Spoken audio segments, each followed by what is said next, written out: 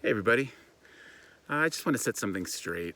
I put out a video about Olive and I hiking, and it was the one where I kept pushing it because I wanted to see the views of the lake, and we kept going and going and going.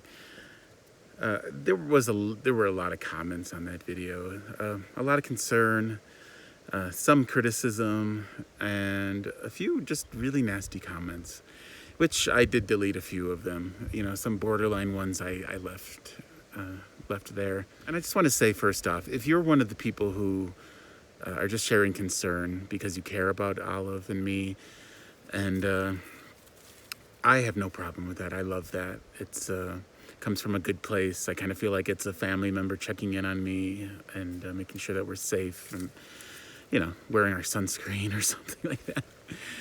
So I have no problem with that. Please continue to make those comments if you want to. There was a lot of concern that I didn't have any water with me. And I just want to say that I do choose to put my life on YouTube. And but I don't show everything. I don't show every aspect of our lives.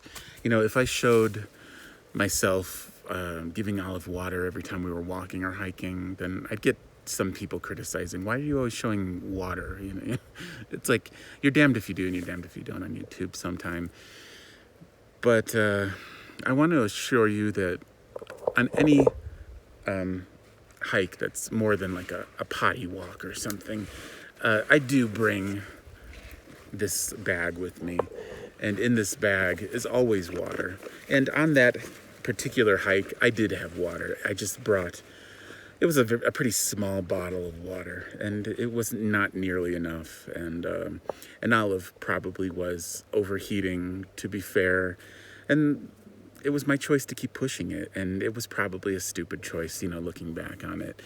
I was just kind of, you know, caught up in it, and I wanted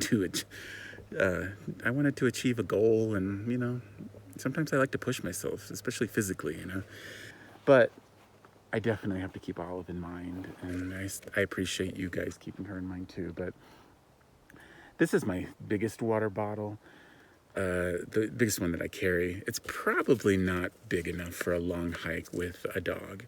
So that is something I need to address in the future. I probably will end up getting one of those soft-sided ones, you know, the camel packs or camelbacks or whatever they are. So I always have water. In this bag, I also carry, you know, everything from Band-Aids to acetaminophen to this grass-fed beef jerky that I've been carrying around for 6 months. I just don't eat on hikes. I'm never hungry while I'm hiking, you know. It's just like eating while you're working out. I would never do that either. But I have it in my bag just in case. You never know. We don't take super long hikes. I think it's better for Olive to have shorter, more frequent hikes, and that's what works for us. You know, we don't do 3-day hikes into the Cascades or the Rockies or anything like that. Although I would be interested in doing that. I think that sounds amazing.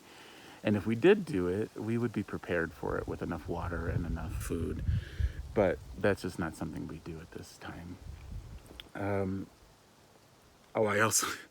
I have in here allergy medication, and I take a over-the-counter allergy med, you know, most days of the week, and because my allergies can get pretty horrible. But I carry like a natural, like a homeopathic one in here, one you dissolve in your mouth, and it's supposed to work very quickly. And I looked at it, you know, some time ago, and I was like, why am I carrying this around? I've had it for a while. I've never used it. And then just like a couple of weeks later, I was hiking and started sneezing so bad, and my eyes nearly swelled shut. And I took it because I could barely walk, because I couldn't see. But, and it worked. It, you know, 15 minutes later, I was feeling good enough to walk again. And I was happy I had that stuff. And so I still carry it around with me. You never know what you're going to need. Was a lot of talk about predators. And yeah, we're in the beautiful western United States. My favorite place to be, or at least one of my favorite places to be. And there's a lot of predators here, you know. There are grizzly bear and black bear and wolves and coyotes and cougars and, you know, so on and more. You know, there's lots of them. I want you to know that I have bear spray. There's a lot of talk about bear spray. I just dropped it.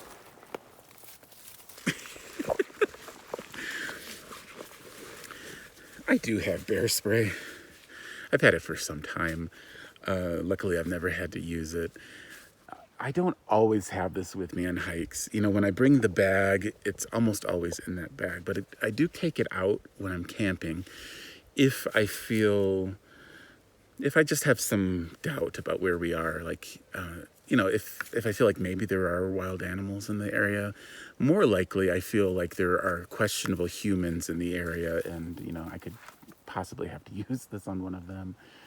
So, yeah, when we're camped somewhere like that, which I try never to be somewhere like that, but this is always like within arm's reach of me, you know, it's somewhere I can grab easily. And so sometimes I don't always put it back in my bag. So occasionally we'll be out hiking and we won't have this. I need to be better about that, but I do have it. It's here. And, you know, I did look up some statistics on bear attacks and cougar attacks and stuff like that. And even though it's real, you know, people die every year, it's actually extremely uncommon. In the almost 150 years that Yellowstone has been a national park and people have been visiting it, there have been 8 fatal bear attacks. In 150 years in Yellowstone, where there is by far the highest concentration of wildlife anywhere in this country. Well, maybe, no, I take that back. In the continental United States, to my knowledge, anyway. So the likelihood that I'm going to be attacked by one of these creatures is extremely low. And I view it as just one of those risks. You know, it's like life is risky. I lived in Chicago for the majority of my life. It's far riskier living in Chicago and walking the streets of Chicago compared to hiking in the wilderness and sleeping here in the national forest. It's much more dangerous in U.S. cities, I think. Taking hikes like this, yeah, it's a little bit risky, but so is sitting on your couch, and so is eating too much cheese and taking airplane flights, you know, and I do all those things, or I have in the past.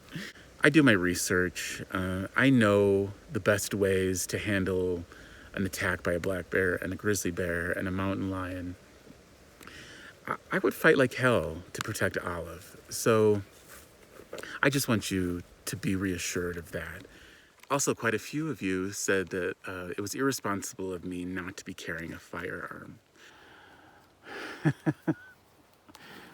I want to say that if that's what makes you feel comfortable, then, and you are confident and trained on firearms, I have no problem with that. I say more power to you. You go right ahead. That is no problem for me. But it is also not me. I just would never carry a firearm. It wouldn't make me feel safer. Statistically, I think that it says that I probably wouldn't be safer with one. Now, if you people who are here just because you get some kind of fulfillment or enjoyment out of making other people feel stupid or less than, I feel bad for you, and I feel like you should go and get a life. Probably go take a hike, you know, literally take a hike, because you probably feel a lot better about yourself if you were out here somewhere like this, hiking like I am. You don't have to like me. You don't have to watch me. It's a free country. But so you know, I take care of my dog, and I'm a responsible guy, and that's just how it is. I think maybe that's all I had to say. I love you guys, and thanks for listening to me go on and on about this. And don't fear, we got this covered. And even in my duh moments, you know, it'll be okay. Thank you for watching. We'll see you soon.